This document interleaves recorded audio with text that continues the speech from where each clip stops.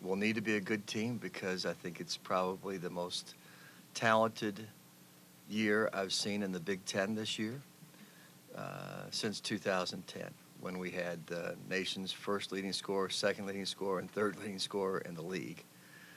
This year is going to be a great, great year, and I think these guys are up for that challenge because that's why they came to Penn State. You get challenged here academically against the best students in the country. You work together in classes to improve your mind, and we're going to get challenged athletically on the field this whole fall. So I'm very excited about the challenge ahead and the guys that we're going to have out meeting that challenge.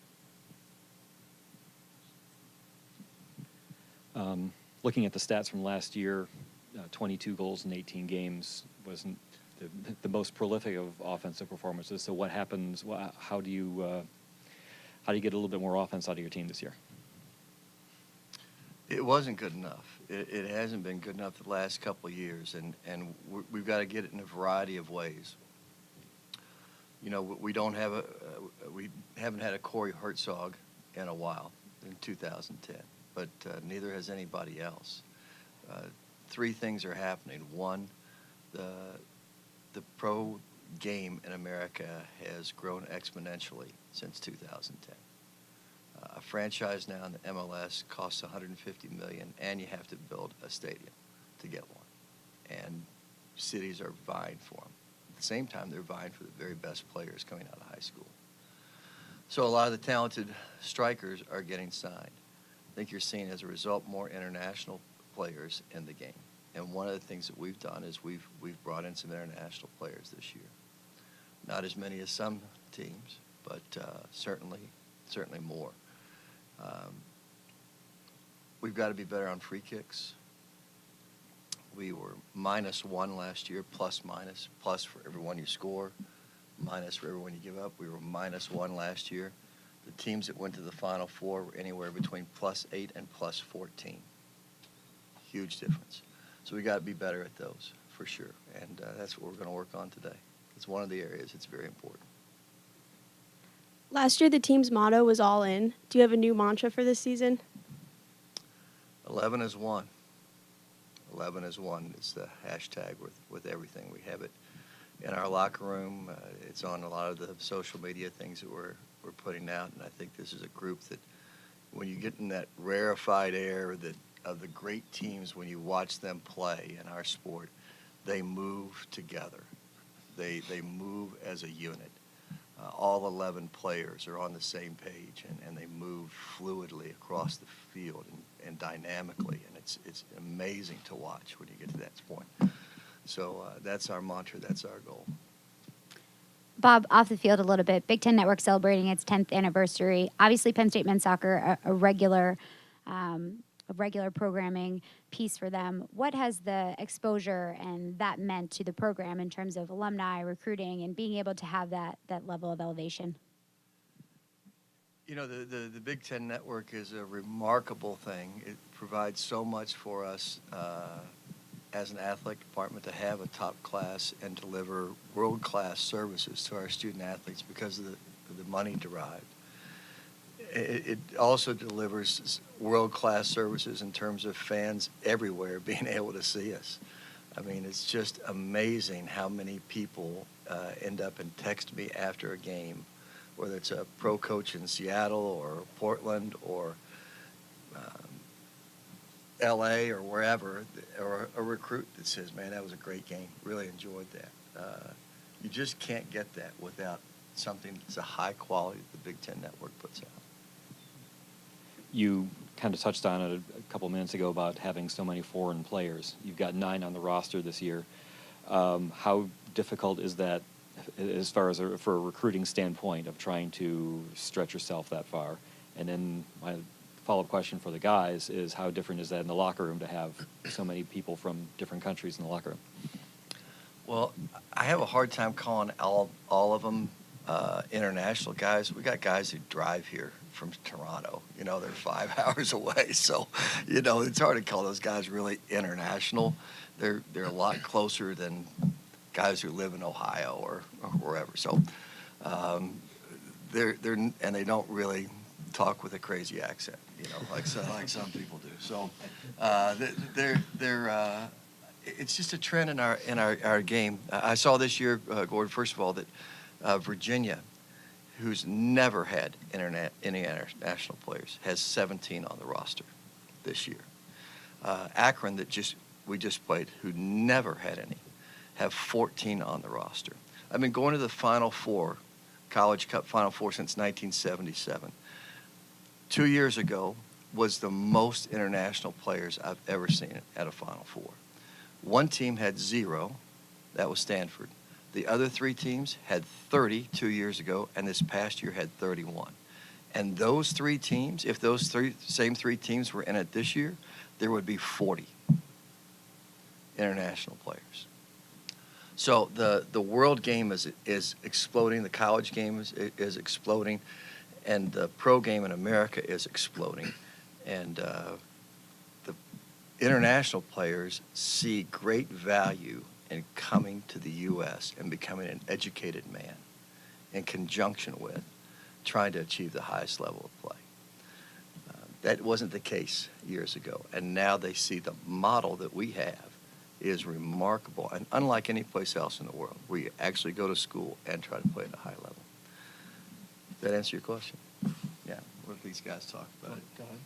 Yeah, just having more international guys on the team just adds a lot, actually. We can learn from guys from all over the world. Guys have come here who've played in England, Ireland. I'm from Israel, and I played in Israel. So it's great just to compare how guys used to play everywhere else in the world. And it just spices up the team in terms of soccer and in terms of social activities and stuff like that.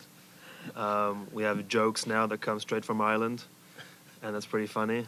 So yeah, I think it adds a lot, and yeah, it's great for us. Great addition to the team. Yeah, Dani touched on it perfectly. That there's a lot more spice to the team now that we've got more international players. I think they also bring a different style of play that we might not be used to, which is kind of cool for us to change up a bit. But they've all been they fit in real well right away. They're accustomed to the team now, and I think they're really going to help us this fall. Both of you have traveled pretty far to come to Penn State. What was the driving factor for you guys to come to Penn State, and for you, Evan, going back to California here soon? Are you excited for that? I think, I actually have been living away from home since I was 16. I went to a boarding school down in Florida, and that's where Coach recruited me from. So, I fell in love with the facilities immediately when I came here, and I just saw myself being here for 4, and now even my 5th year.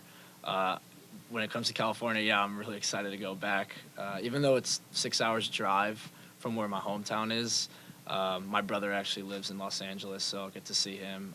My mom and dad are coming down for the game, and it'll be a really fun time to show the guys around Los Angeles. Yeah, for me, the second I was introduced to Coach Warming and to Penn State and the soccer program, I knew that I had to be here, had to be part of this amazing thing. And it really exceeded all my expectations.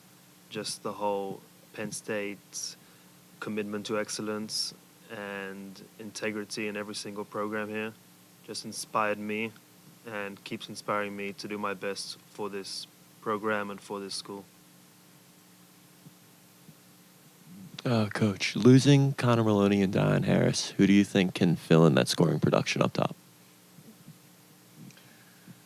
I think we got a lot of guys that can get goals for us this year. We got guys getting goals for us off free kicks. We got guys who can get goals in the run of play. We're better in the air than we were last year. I think collectively, I don't think there's going to be one guy that anybody has to key on. Everybody keyed on Connor last year, and he was a very, very good player for us. But there's no one anybody's going to key on our team right now, and yet they all have talent. They can all make an impact for us attacking wise. A lot of times to get a goal, you need a pass. Someone has to get you the ball. And I think our crossing ability is better than last year already, and it's going to continue to improve. I think we've seen players in the middle of midfield slip players through up front that we did not have last year. In preseason, We've had 3 preseason games. We've scored 7 goals and given up 2, and all different kinds of goals. So the passing is better, the crossing is better for that final pass to get a goal.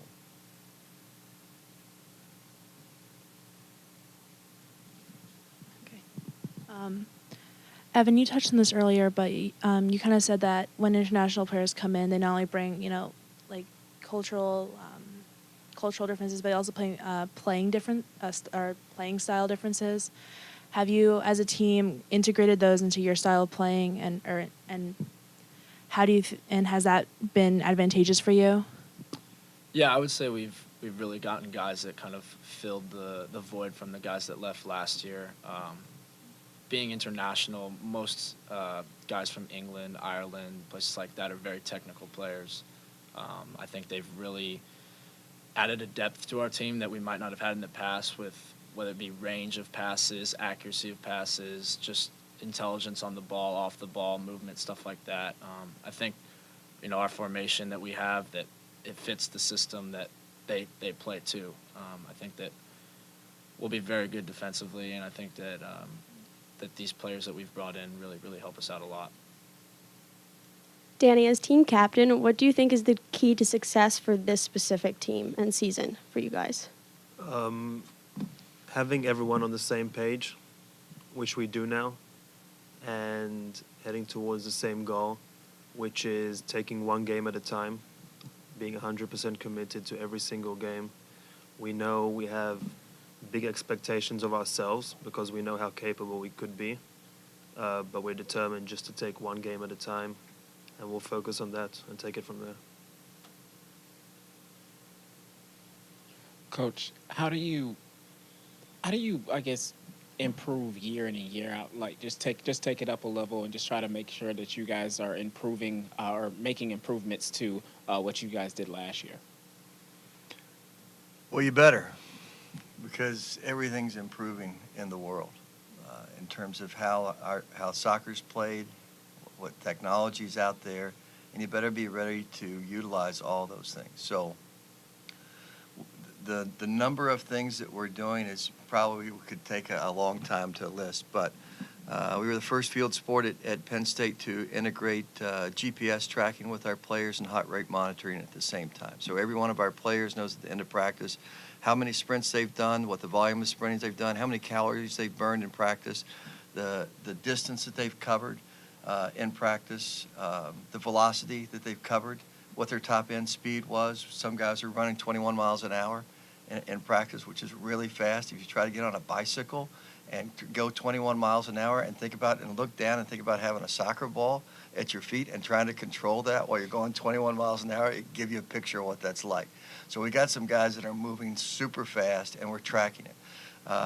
We're measuring everything from hydration to we're doing things with nutrition. We're doing everything that we can improve our students' health is the first thing. Every player on our team could start at some point during the season, but the only reason they wouldn't start is if they were injured. So we're doing as much as we can to make sure that injury prevention is taken care of. All of our numbers are up. Every number is up in terms of our testing. We've got guys who improved their vertical leap 4 inches this past year. We've got unbelievable amount of physical data that has taken place. I'm a soccer junkie. I've always been a soccer junkie. I study what the best coaches are doing in the world. I study what champions are doing in the world. One of the things we did with this team early in the preseason was we said we're going to model some of the things we're doing after the All Blacks. The All Blacks is a team in New Zealand. The whole world plays rugby, just like the whole world plays soccer. The All Blacks, over the last 100 years, have won 86% of their games. You'd think in 100 years you're going to have a down year or two in there, but they've won that many of their games. So we took the principles that the All Blacks have and integrated those into our team. One of those is sweeping the sheds. They call locker rooms, they call sheds there. We have our guys take turns by class cleaning out the locker room after every practice. Every piece of paper picked up, every detail taken care of, everything making sure that it's perfect, because we have all these people that are helping us improve athletically. We have sports information people. We have people that are donating money to our program. We have tremendous number of people trying to help us, but we take care of us. We take care of us. And that we take care of every detail of us, and that's including cleaning up. And lastly, you just talked about, just, learning, from different champions. There are different champions throughout this athletic program at Penn State. What is it like just to be able to talk to and just sit down and strategize with different coaches and just kind of pick their brain and see, how they feel on certain things throughout their seasons and try to implement it into your program? You better take notes if you're at Penn State.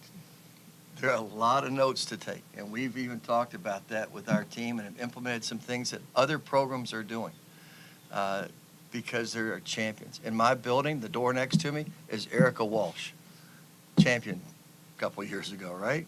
The door next door down is Cale Sanderson,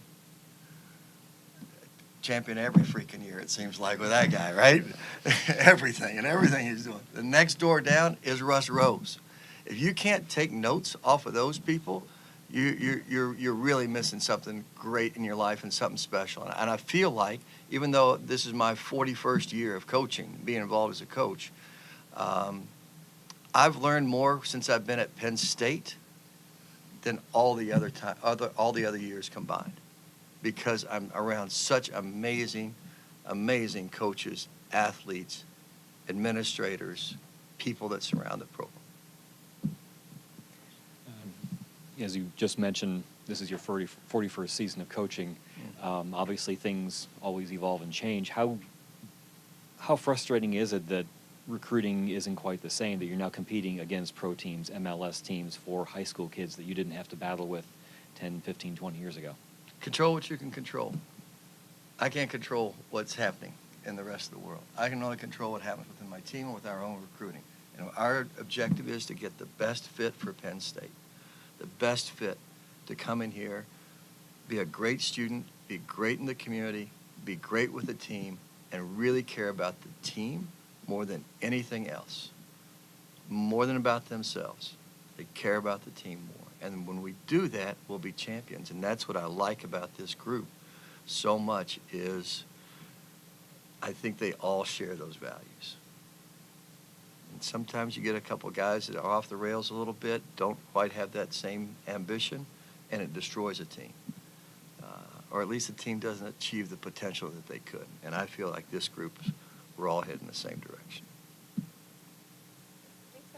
Thank you. Yep. Thank you, guys.